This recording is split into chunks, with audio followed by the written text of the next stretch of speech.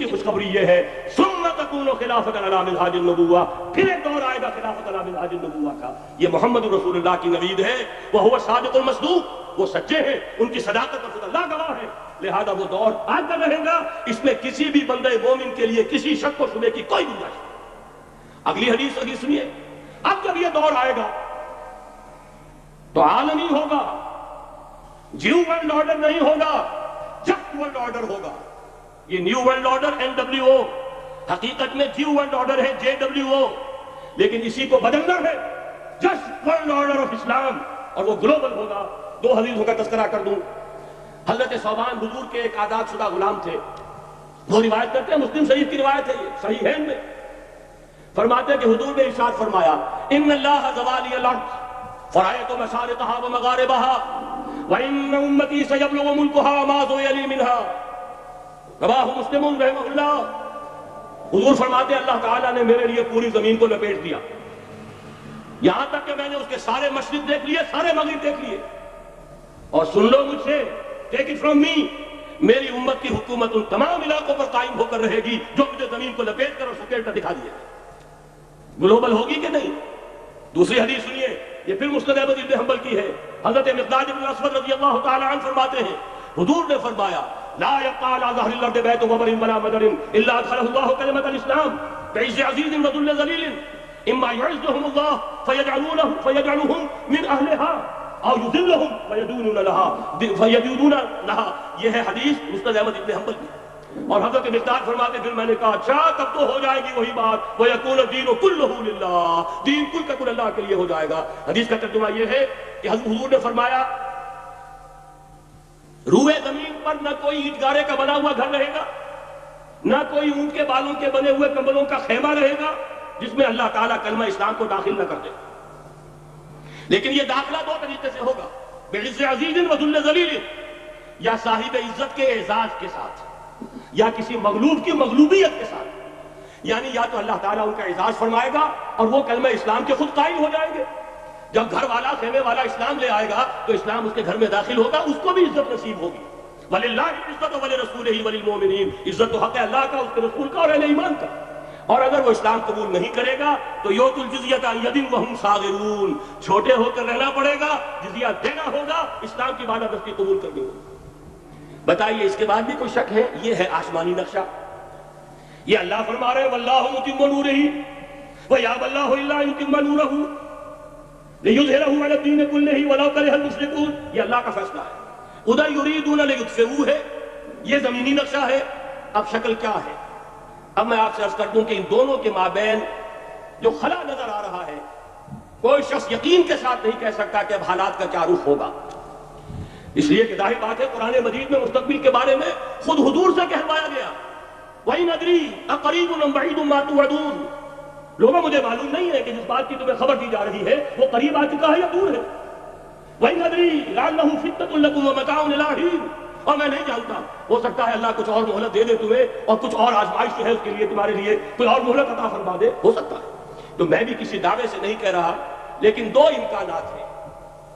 امکان نمبر ایک کیا ہے؟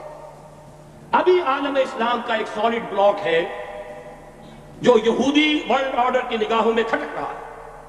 میں کھٹکتا ہوں دل یزداں میں کانٹے کی طرح. اگرچہ ان کی اسٹریٹجی کیا ہے؟ ایک ایک کر کے ان کے حصے بکھرے کر کے دیا پانچا کرو. ابھی وہ بلاک کون سا ہے؟ ایران ہے، افغانستان ہے، پاکستان ہے اور روسی ترکستان سے آزاد ہونے والی جو ریاستیں ہیں.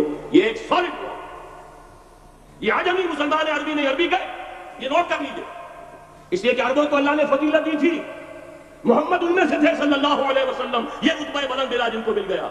لیکن ساتھ ہی اللہ نے دھمکی بھی دیتی تھی سورہ محمد میں ان تتولوا یستبدل قوما غیرکم، اگر تم پیٹھ دکھا دو گے اس مشن کو جو ہم نے تمہارے حوالے کیا ہے، تمہیں ہٹائیں گے، کسی اور کو لے آئیں گے. اور یہ بات ہو چکی ہے 13ویں صدی عیسوی میں 1258 میں جب سقوط بغداد ہوا ہے. عربوں کے ہاتھ سے عالم اسلام کی قیادت چھین لی گئی، معدوم کر دیا. اس کے بعد قیادت کن کے ہاتھوں میں آئی؟ ترکوں کے ہاتھ. ترکان تیموری ہندوستان میں، ترکان صفوی ایران میں، ترکان سلجوقی مڈل ایسٹ میں، اور ترکان عثمانی کا تو کہنا ہی کیا ہے. وہ ایشیا مائنر سے چل کر آپ کو معلوم ہے کہ مشرقی یورپ کا کتنا بڑا علاقہ، دی گریٹ عثمان امپائر اس صدی کے آغاز تک قائم تھی. اس صدی میں عجیب عجیب معجزے ہوئے ہیں. گریٹ عثمان امپائر جو 3 بر اعظموں پر محیط، نام و نشان ختم. دی گریٹ USSR، نام و نشان ختم. اب تو روس صاحب ایک ملک کی حیثیت سے رہ گئے. یہ اس صدی میں دو اور وقت نہیں ہے میں اور آپ کو کیا بتاؤں. اس صدی میں تو بڑے بڑے عجیب عجوبے ہوئے ہیں. بڑی بڑی 2 عظیم جنگیں ہو چکی ہیں، تیسری جو ہے سر پر کھڑی ہے، دور نہیں ہے، جس کو حدیث میں کہا گیا ہے الملحمۃ العظمی، تاریخ انسانی کی عظیم ترین جنگ، اور وہی صلیبی جنگ جس کا آغاز بوسنیا سے ہو چکا ہے. بہرحال اس وقت جو میں کہہ رہا تھا، ورنہ میرے پاس تو یعنی یہ کہ درد دل کہنے کے لیے وقت نہیں ہے، مجھے اپنی بات کو محدود کرنا پڑ رہا ہے. لیکن میں آ رہا ہوں اصل موضوع کی طرف کہ ایک امکان تو یہ ہے کہ اس بلاک میں اسلام کا احیاء ہو، اور اس کے لیے کچھ نویدیں بھی موجود ہیں، احادیث نبویہ. وہ تو آپ نے سنا ہوگا اقبال کا شعر، میرے عرب کو آئی ٹھنڈی ہوا جہاں سے، میرا وطن وہی ہے، میرا وطن وہی ہے. حدیث میں آتا ہے یخرج ناس من المشرق یؤتون للمہدی یعنی سلطان. مشرق سے فوجیں نکلیں گی کہ جو کہ مہدی کی حکومت قائم کریں گی. یہ مہدی اہل تشیع کے مہدی اور ہیں، ہمارے مہدی اور ہیں. اہل تشیع کے عقیدے کے مطابق ان کے بعد میں امام جو روپوش ہو گئے تھے وہ امام مہدی ہے، وہ ظاہر ہو جائیں گے. ابھی امام غائب ہیں، پھر وہ ظاہر ہو جائیں گے. ہمارے نزدیک یہ مہدی پیدا ہوں گے یا ہو چکے ہو، اور یہ ہوں گے حضرت فاطمہ کی نسل ہی سے رضی اللہ تعالی عنہا. لیکن عالم عرب کے اندر پھر ایک طاقت بن کر ابھریں گے، باطل کی قوتوں کے خلاف جہاد کریں گے. لیکن ان کو مدد آئے گی 2 طرف سے. ایک زمینی مدد آئے گی مشرق سے، ایک آسمانی مدد آئے گی. عیسیٰ ابن مریم کا نزول، حضرت مسیح علیہ السلام جو زندہ آسمان پر اٹھائے گئے تھے نازل ہوں گے. اور در حقیقت ان 2 مددوں کے نتیجے میں پھر یہود کا قلعہ کما ہوگا، اور یہی گریٹر اسرائیل ان کا گریٹر گریو یارڈ بن کر رہے گا، عظیم تر قبرستان بن کر رہے گا. اس کی بڑی واضح حدیثیں موجود ہیں، اس کی بڑی تفصیلی خبریں موجود ہیں. یہ احادیث کی کتب کے اندر بدقسمتی سے ہماری اس کی طرف توجہ نہیں. ایک تو یہ ہو سکتا ہے. اسی طریقے سے ایک اور حدیث ہے یخرجو من خراسان رایات سود، اور یہ مسلم شریف کی روایت ہے، نوٹ کیجئے گا، نہیں ترمذی شریف کی روایت ہے. یخرجو من خراسان رایات سود لا يردها شيء حتى تنصب بإيلیا. اور خراسان حضور کے زمانے میں آج کے افغانستان کا نام. یہ افغانستان میں جو جہاد ہوا ہے، غلطیاں ہوئی ہیں اور غلطیوں کا خمیازہ بھگت رہے ہیں. یہ تو اللہ تعالیٰ کی سنت ہے جس میں اللہ نے صحابہ کو بھی ایکدم نہیں کیا، غلطی کی سزا دی ہے. 35 صحابہ کی غلطی غزوہ احد میں ہوئی، جہاں سے حکم تھا کہ مت ہٹنا، 50 میں سے 35 ہٹ گئے. نتیجہ کیا نکلا؟ فتح شکست میں بدل گئی، 70 صحابہ شہید ہو گئے. اللہ تعالیٰ نے فرمایا وَلَقَدْ صَدَقَكُمُ اللَّهُ وَعْدَهُ إِذْ تَحُسُّونَهُم بِإِذْنِهِ حَتَّىٰ إِذَا فَشِلْتُمْ وَتَنَازَعْتُمْ فِي الْأَمْرِ وَعَصَيْتُم مِّن بَعْدِ مَا أَرَاكُم مَّا تُحِبُّونَ. مسلمانوں ہم سے گلہ نہیں کر سکتے، ہم نے اپنا وعدہ سچا کر دکھا دیا تھا جبکہ تم انہیں گاجر مولی کی طرح کاٹ رہے تھے. لیکن جب تم ڈھیلے پڑ گئے، تم نے ڈسپلن کو توڑا، تم نے اختلاف کیا تو سزا دیا. تو اگر صحابہ کرام رضوان اللہ تعالیٰ علیہ مجمعین خیر الناس بعد الانبیاء، پوری نوع انسانی کے اندر انبیاء کے بعد بلند ترین انسان، اگر ان کی بھی غلطی کا خمیازہ جو ہے اللہ نے چکھایا، کیوں چکھایا؟ ضروری تھا، آئندہ کے لیے سبق ہو جائے. یہ وَلَيُمَحِّصَ مَا فِي قُلُوبِكُمْ، تاکہ تمہارے دلوں کے اندر اگر کہیں کوئی کھوٹ ہے اور پاک کر دیں. اس لیے بہرحال غلطیاں ہوئی ہیں افغانستان میں. ایک امام کے ساتھ بیعت نہیں تھی، بلکہ بدقسمتی اور پڑھ کر یہ ہے بیعت کر کے توڑ دی. عبد الرسول سیاد صاحب کے ہاتھ پر ہمارے پاکستان کے 7 گروپ جو تھے، انہوں نے عین حرم میں بیٹھ کر بیعت کی اور پاکستان آ کر بیعت توڑ دی. سزا اس کی مل رہی، آپس کی خانہ جنگی یوں ہی نہیں ہو رہی، کوئی سبق ہے. لہذا یہ سزا تو ملے گی، لیکن جتنا خون یہاں پر خلوص کے ساتھ دیا گیا ہے اس کی مقدار بھی کم نہیں ہے. یہاں سے خیر برآمد ہوگا. اور دوسری بات اپنے بارے میں نوٹ کر لیجئے، یہ پاکستان، بچا کھچا Pakistan, what remains of Pakistan, یہ اصل میں ہے کیا؟ مولانا بہت خوبصورت انداز میں فرما رہے تھے، یہ 313 نہیں تھے، اسلام تھا. اسی طرح نوٹ کیجئے پاکستان نہیں ہے، 4 صدیوں کی تجدیدی مساعی کا حاصل. آپ نے کبھی نوٹ کیا ختم نبوت کے بعد اب سب سے اونچا منصب کس کا ہے؟ مجددین. سنن ابی داؤد کی روایت ان اللہ یبعث فی هذه الامه على راس كل 100 عام من يجدد لها دینها. اور نوٹ کیجئے کوئی بات ہے، 1000 برس تک سارے مجدد عالم عرب میں پیدا ہوئے. جیسے ہی دوسرا 1000 سال شروع ہوا، الف ثانی کا مجدد اعظم شیخ احمد سرہندی کہاں تھا؟ صنم خانہ ہند میں حاضر ہوا میں شیخ مجدد کی لحد پر، وہ خاک کے ہے زیر فلک مطلع انوار، گردن نہ جھکی جس کی جہانگیر کے آگے، جس کے نفس گرم سے ہے گرمی آغا۔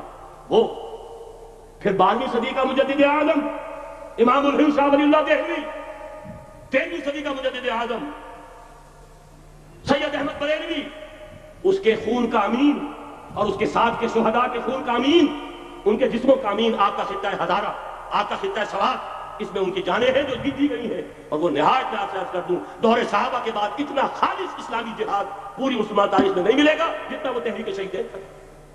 14ویں صدی ہجری میں شیخ الہند جیسا مجاہد اعظم کہ انگریز نے گرفتار کر کے قید بھی کیا ہے، تو کہاں ہندوستان میں نہیں، کہاں جزیرہ سائرس، کیا نام تھا، مالٹا، جزیرہ مالٹا بحر روم میں، اقبال کے نفس سے ہے لالے کی آگ تیز، ایسے غزل سرا کو چمن سے نکال دو، کہیں ہندوستان کی کسی جیل میں ہوا تو شاید اس کے نفس کی گرمی ہی سے کوئی حرارت پیدا ہو جائے۔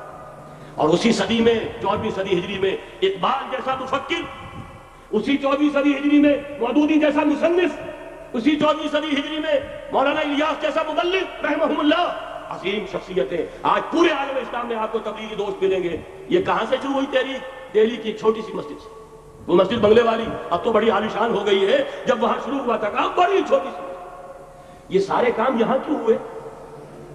پورا عالم اسلام آزاد ہوا، کہیں نعرہ اسلام کا نہیں لگا، کہیں عرب قومیت پر، کہیں کسی اور رسمیت پر تحریکیں چلی ہیں، صرف تحریک پاکستان تھی کہ پاکستان کا مطلب کیا؟ لا الہ الا اللہ۔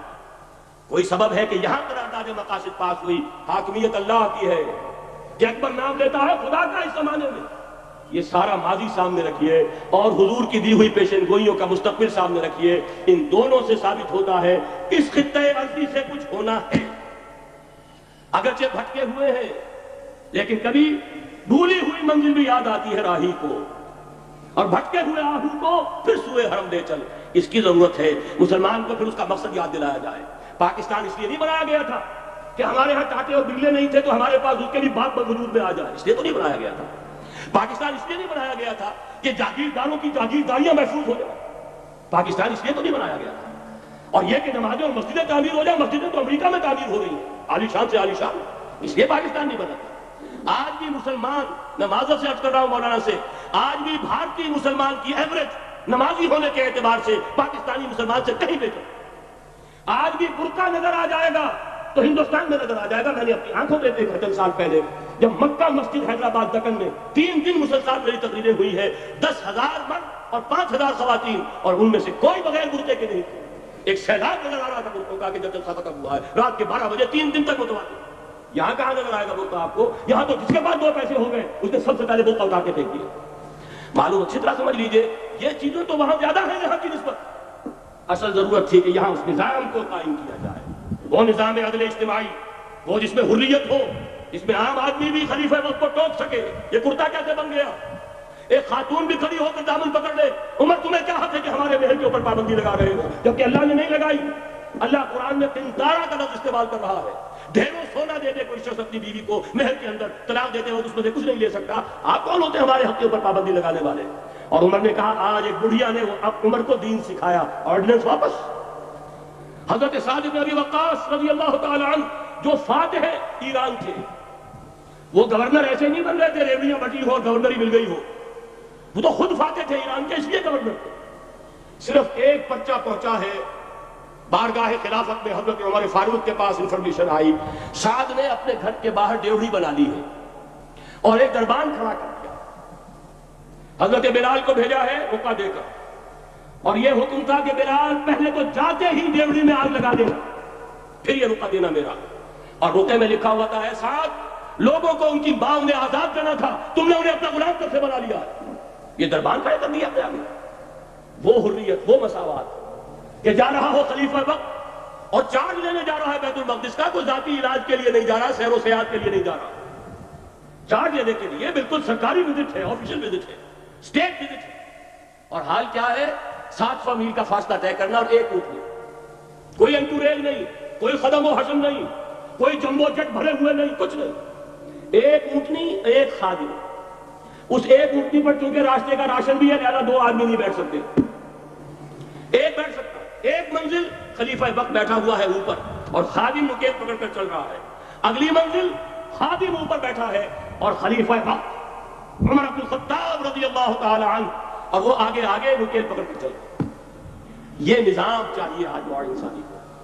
اس کے انتظار میں، اس کی تلاش میں نوع انسانی نے کتنے تجربے کر دیے، کیسی چھلانگیں لگائی، ملوکیت ختم کی، آسمان سے گرا کھجور بیٹھ کا، جمہوریت آئی نام نہاد، لیکن وہ سرمایہ دارانہ نظام بن کر آگے سے بڑھ کر لعنت بن گئی۔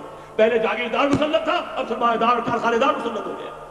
اس سے نکلنے کے لیے زور لگایا، کمیونزم کی طرف گئے، چھلانگ لگائی، اب ایک پارٹی ڈکٹیٹر بن کر بیٹھ گئے۔ انسان رست از یک بنتا افتاد در بندے دیگر، ایک چیز سے غلامی سے نجات پاتا ہے، دوسری میں پھنس جاتا ہے۔ اور کیوں؟ کہ وہ نظام عدل اجتماعی جو محمد عربی کو دے کر بھیجا گیا تھا، اس کے کسٹوڈین سوئے ہوئے، اس کے کسٹوڈینز کو اندازہ ہی نہیں۔ یہ نسخہ تو ہمارے پاس تھا، ہمیں عمل کرنا تھا، دنیا کے سامنے پیش کرنا تھا۔ پاکستان بنایا اس لیے گیا تھا کہ ہم اس کا ایک نمونہ دنیا کے سامنے پیش کریں گے۔ قائد اعظم نے فرمایا تھا کہ ہم یہ چاہتے ہیں کہ پاکستان کی صورت میں عہد حاضر میں اسلام کے اصول حریت و اخوت و مساوات کا ایک نمونہ قائم کر کے دکھائیں۔ کہاں ہے وہ؟ بھٹک گئے، سو گئے۔ بہرحال اب بھی وقت ہے، جب تک سانس تب تک آس۔ میرے عزیز نے تو ڈرایا ہے اور صحیح ڈرایا ہے۔ اللہ تعالیٰ نے 25 برس انتظار کیا تھا، پہلے عذاب کا کوڑا پھر مارا ہماری پیٹھ پر۔ وَلَنُذِيقَنَّهُم مِّنَ الْعَذَابِ الْأَدْنَىٰ دُونَ الْعَذَابِ الْأَكْبَرِ، بڑے عذاب سے پہلے چھوٹا عذاب کا مزہ چکھائیں گے، لَعَلَّهُمْ يَرْجِعُونَ، شاید کہ لوٹ آئے۔ وہ ہم سے 1000 میل کے فاصلے پر ہوا تھا، اگرچہ 93,000 ہمارا قریل جوان، جن میں غالباً 43,000 فوجی، اور یہ کہ تقریباً اتنی تعداد میں جو غیر فوجی تھے، وہ اس ہندو کے غلام بنے، قیدی بنے، جن پر 800 برس تک، کہیں 600 برس تک، کہیں 1000 برس تک حکومت کی تھی۔ اتنی بڑی شکست کا کلنک کا ٹیکا ہماری پیٹھ پر پڑا۔ پہلے عذاب کا کوڑا آ گیا تھا، 25 برس ہو گئے تھے، قمری حساب سے نوٹ کر لیجیے، یہ نہ سمجھیے 24.25 برس ہوئے تھے، 24.25 برس قمری حساب سے 25 برس تھے۔ اور اب نوٹ کر لیجیے اگلے 25 برس کے پورے ہونے میں اگلے رمضان کی 27 تاریخ تک صرف مہلت ہے، نصف صدی پوری ہوا چاہتی۔